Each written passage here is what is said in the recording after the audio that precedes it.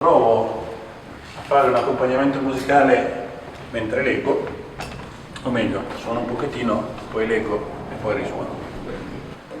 E spero in un futuro di avere l'originale, cioè la poetessa, la scrittrice, a leggere lei la sua scrittura.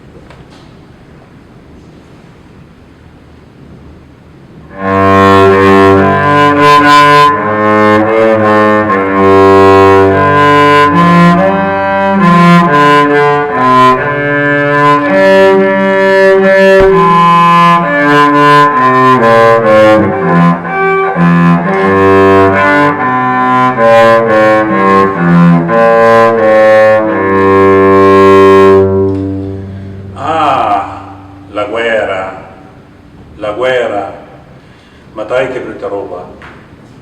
La menona, la parleva mondialette, leva fuori alla seconda elementare e amzeva. Miseria per tutti. E alzeva in italiano, perché azil in italiano la roba la smaiva e più si è pesonta. La fome, in cacula, che in paese un po' a gente gli avevano un tocco a terra e gli srangevano un po'.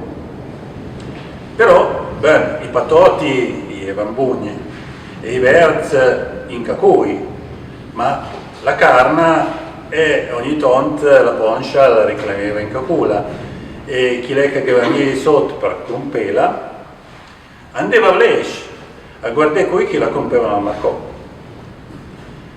Allora la menona, a Mazì, che dal cortì ogni tanto spariva un quai gaton e fornì i gatoni in manzò a sparì in cairot.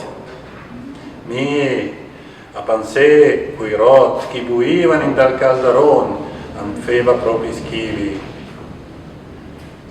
e pensava ma le mie possibili arriva a quel punto.